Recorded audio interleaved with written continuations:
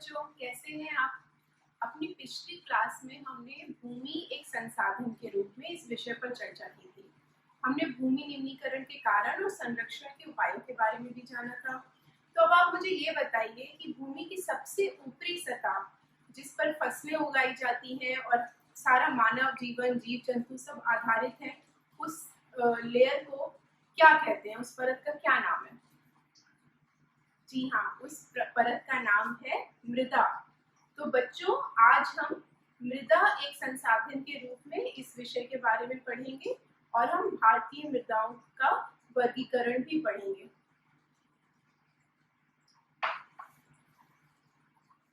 Pedology, study of the formation and classification of soil, यानी कि मृदाओं के वर्गीकरण की जो विज्ञान होता है उसको हम पेडोलॉजी कहते हैं। अब आप इस डायग्राम को ध्यान से देखिए। ये मृदा की संरचना है, स्ट्रक्चर ऑफ सॉइल। जैसे कि आपने अपनी पिछली क्लासेस में स्ट्रक्चर ऑफ अर्थ इंटीरियर पढ़ा था। अपनी जूनियर क्लासेस में आपने पढ़ा था क्रस्ट होती है, मेंटल होता है, कोर होता है, जो पृथ्वी की 3 सतहें होती हैं। इसी प्रकार से मृदा की भी कई सतहें होती हैं। तो जो सबसे नीची सतह होती है वो होती है उसकी आधारी चट्टान, यानी कि जो रॉक होता है, जिस रॉक पे वो बेस्ड होती है। इसमें अपक्षय नहीं होता। अपक्षय रहित यानी कि इसमें वेदरिंग नहीं हुई है, ये रॉक टूटा नहीं है, ये पूरा ठोस है ये रॉक।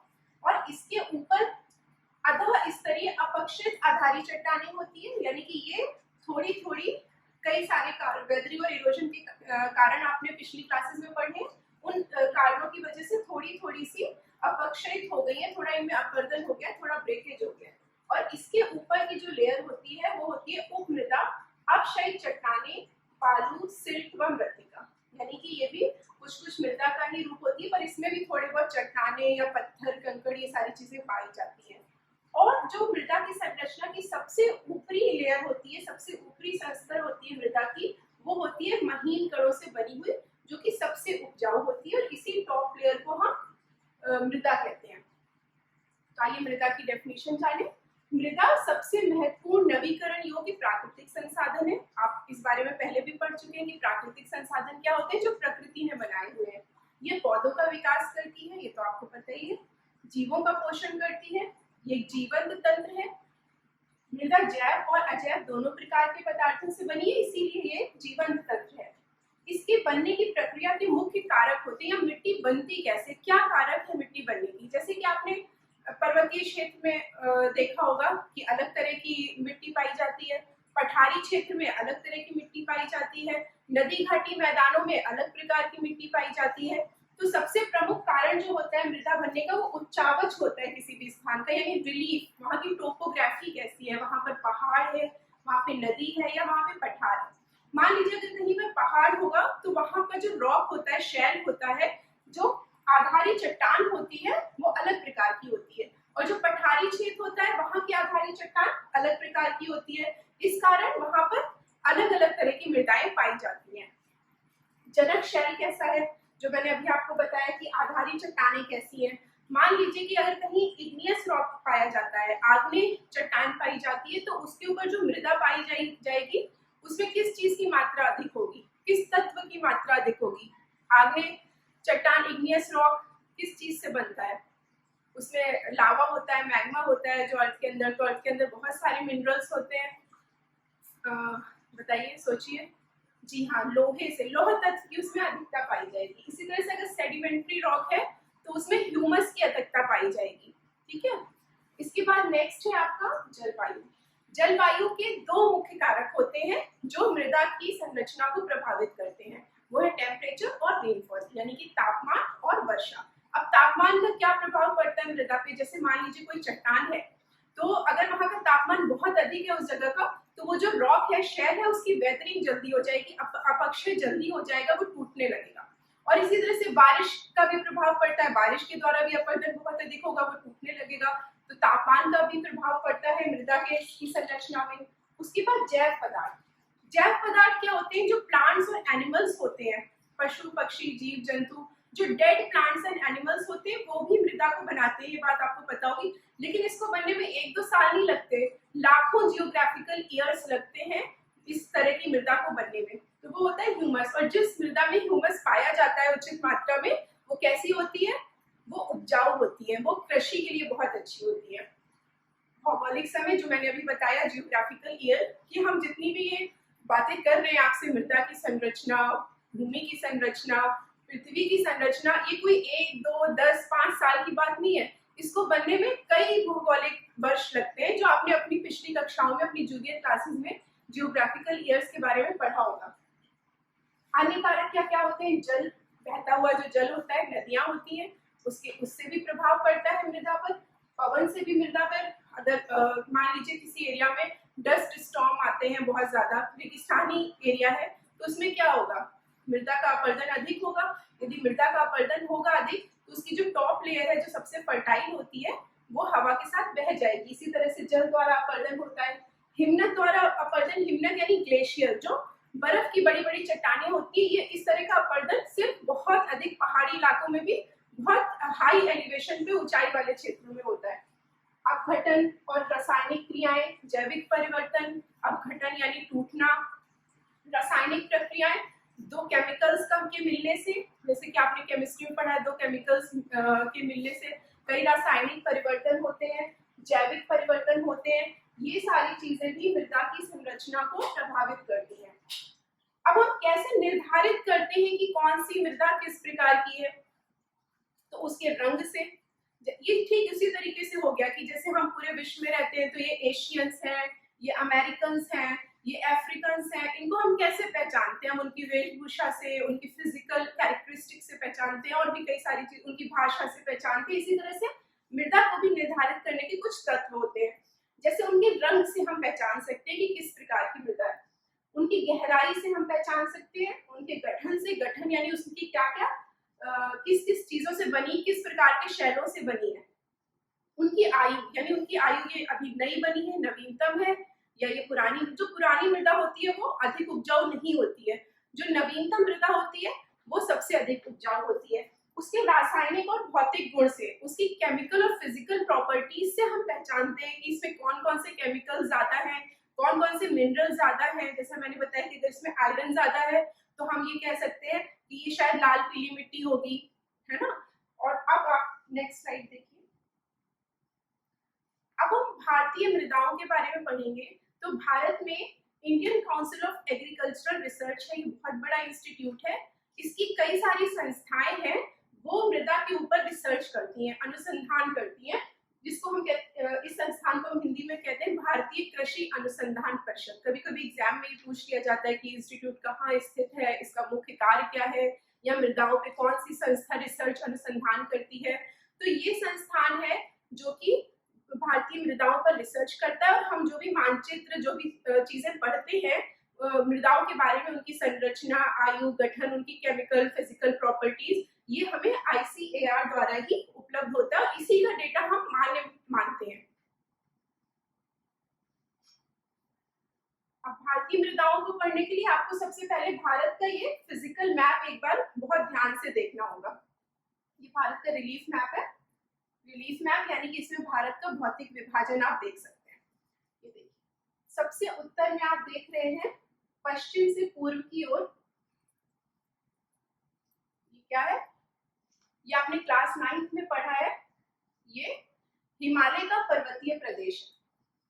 उसके नीचे आप देख सकते हैं कई सारी नदियां हैं, गंगा, यमुना, घाघरा, गंडक, कोसी, चंबल, सिंध, बेतवा, केन, सोन, यहाँ पर सिंधु नदी का है, यहाँ पर ब्रह्मपुत्र नदी का मैदान है। तो ये कौन सा क्षेत्र होगा? ये गंगा का मैदानी क्षेत्र होगा। उसके नीचे आप देख सकते हैं मालवा का पठार, सौराष्ट्र का पठार, महाराष्ट्र है, ये सारे, ये छोटा नागपुर का पठार, ये पूरा एरिया कौन सा भौतिक क्षेत्र है? ये है दक्षिण का पठार। अब इन दोनों के बीच में आप देख सकते हैं ये राजस्थान का भाग है। यहाँ पे कौन सा भौतिक विभाजन था? यहाँ पर मरुस्थल था, रेगिस्तान था, और ये आपका पश्चिमी घाट था, ये पूर्वी घाट। ये सब हम क्लास 9th में पहले से पढ़ चुके हैं। अब अभी आपने पिछले क्लास में भूमि संसाधन वाली क्लास में पढ़ा था कि भारत में पर्वत है, पठार है, मैदानी क्षेत्र है। तो आपने कभी ये सोचा है कि इन सब का क्या प्रभाव पड़ता है? भारत का जो रिलीफ है, उच्चावच है, उसका भारत के अन्य संसाधनों में क्या प्रभाव पड़ता है, तो हम देखते हैं आज। ये देखिए, अब आप भारत की मृदा का मैप देखिए। वैसे तो आईसीआर ने 8 मुख्य मृदाएं बताई हैं भारत में, भारत की मृदाओं को 8 मुख्य भागों में विभाजित किया है, लेकिन आपके पाठ्यक्रम में सिर्फ 6 प्रमुख मृदाएं हैं। अभी हम पहले इसको ब्रॉडली देखते हैं कि किस फिजिकल फीचर में कौन सी मृदा पाई जाती है।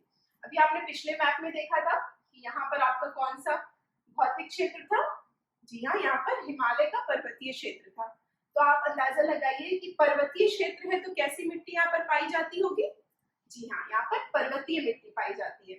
अब यहाँ आपने देखा था कि ये गंगा का मैदानी क्षेत्र था, तो जो गंगा का मैदानी क्षेत्र है वहां पर कौन सी मिट्टी पाई जाती है, जलोढ़ मिट्टी पाई जाती है। यहाँ पर आपने देखा था ये दक्षिण का पठार था, ये इसका पूर्वी हिस्सा है।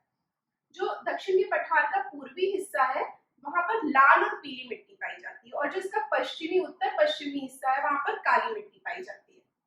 और जो पश्चिमी घाट का ये कुछ एरिया है जहां पर बहुत गर्मी पड़ती है और जहां बहुत बारिश होती है, यहाँ पे लेटेराइट मिट्टी पाई जाती है।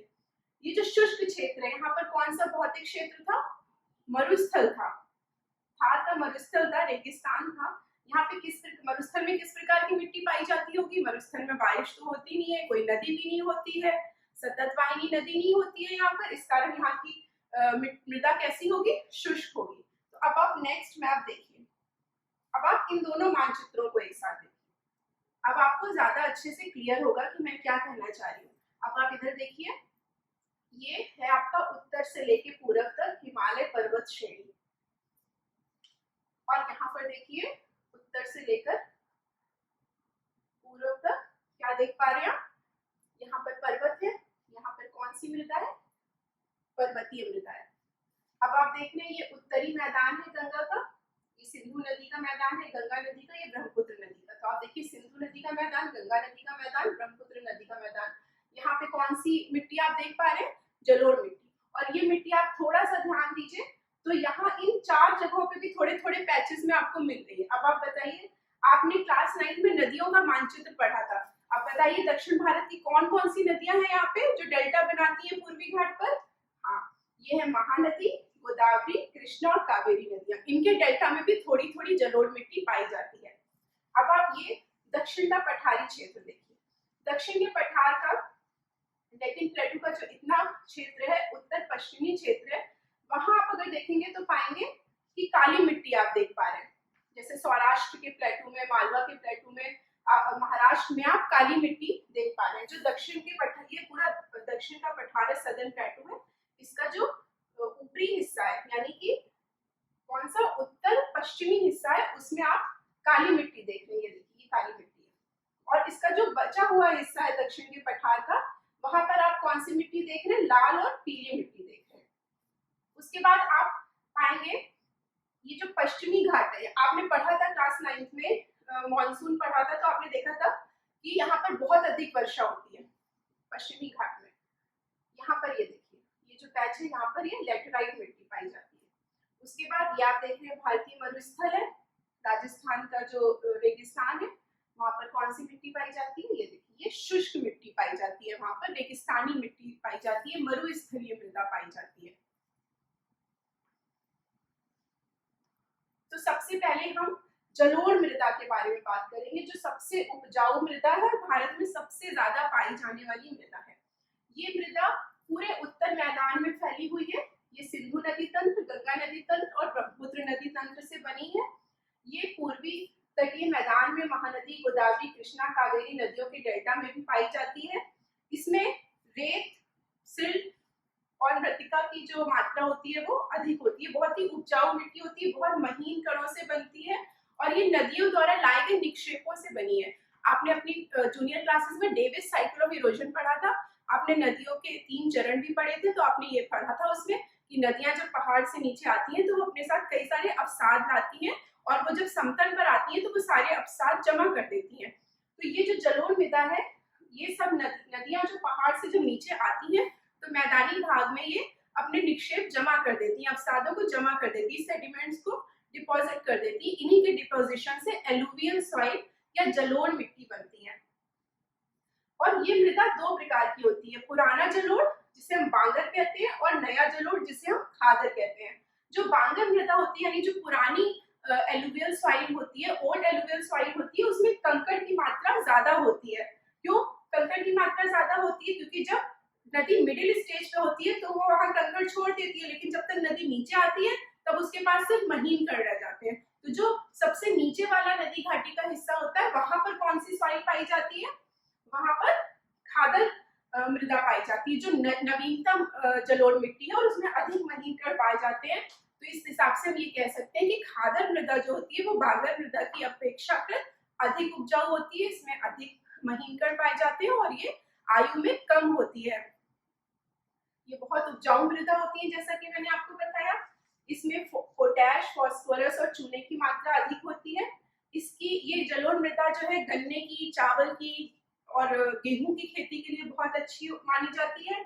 और इस क्षेत्र में, इस पूरे मैदानी क्षेत्र में, जलोढ़ मृदा के क्षेत्र में गहन कृषि की जाती है, इंटेंसिव कल्टीवेशन किया जाता है। गहन कृषि मतलब कि जब आपके पास भूमि लिमिटेड हो, पॉपुलेशन बहुत ज्यादा हो, जनसंख्या बहुत ज्यादा हो आपके पास, तो आप एक छोटे से ही लैंड में क्या करते हैं, टेक्नोलॉजी बहुत अच्छी यूज करते हैं, लेबर्स बहुत ज्यादा लगाते हैं, काफी इनपुट डालते हैं, तो आप छोटे से पार्ट में ही बहुत अच्छा उत्पादन देते हैं। इसी को गहन तो अपने उत्तर भारत में और गंगा के मैदानी क्षेत्र में गहन कृषि की जाती है। और यहाँ पर जनसंख्या घनत्व भी अधिक है। आपको पता है डेंसिटी ऑफ पॉपुलेशन यानी प्रति किलोमीटर पे रहने वाले लोगों की संख्या भी बहुत अधिक है। सूखे क्षेत्रों की जो ये मृदाएं होती है थोड़ी क्षारीय होती है, लेकिन इन मृदा जहाँ ये क्षारीय होती है वहां थोड़ी सिंचाई के द्वारा इनको कृषि के योग्य बनाया जाता है। एक बार फिर से ध्यान से देख लीजिए आप जलोढ़ मृदा क्षेत्र।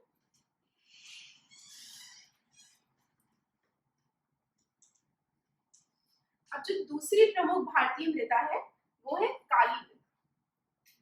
ये देखिए, इसको रेगल मृदा भी कहते हैं और ये कपास की खेती के लिए बहुत अच्छी होती है, इसीलिए इसको ब्लैक कॉटन सॉइल या काली कपास मृदा भी कहा जाता है।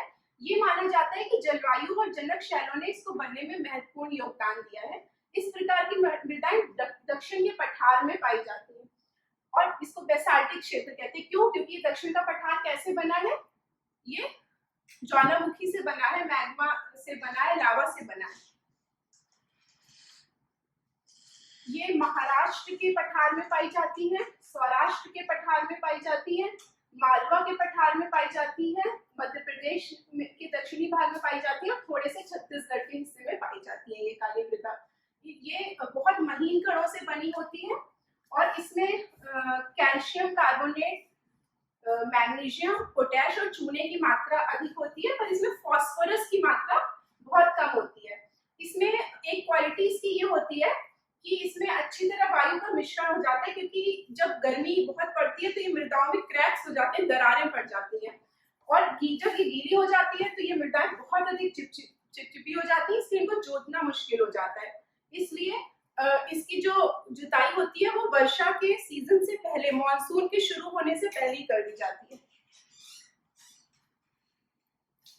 अब जो हमारी नेक्स्ट इम्पोर्टेंट सॉइल है वो है लाल और पीली मिट्टी। जैसा कि कलर आप देख सकते हैं, लाल और पीली मिट्टी हम यहाँ पर देख रहे हैं आप।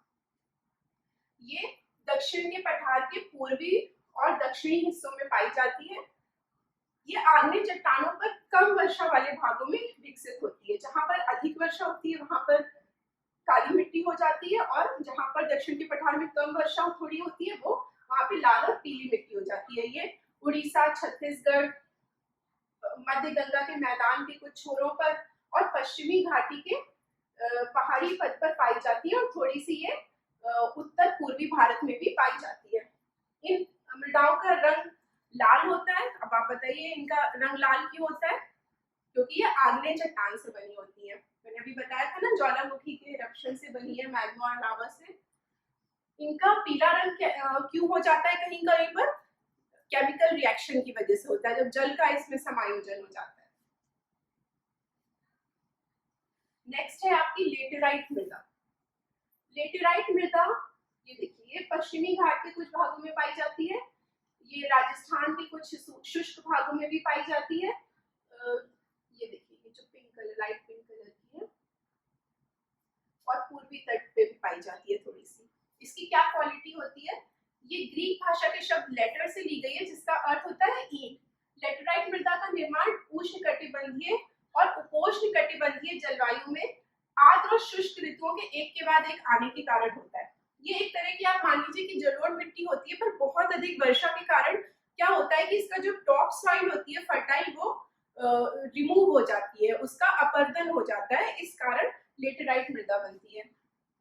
ये गहरी होती है, अम्लीय होती है, इसका पीएच 6.0 से कम होता है।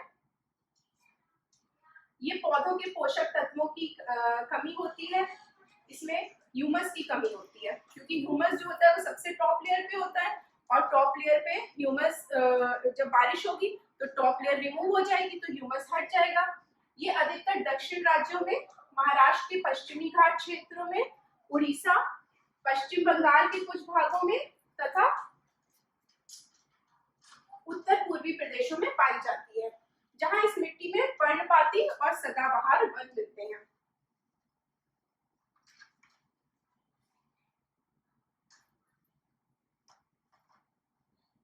इस मृदा पर दक्षिण भारत में काजू की खेती की जाती है। काजू के अलावा इसमें चाय और कॉफी भी उगाई जाती है, इसमें फर्टिलाइजर्स डालकर उचित सिंचाई का प्रबंध करके।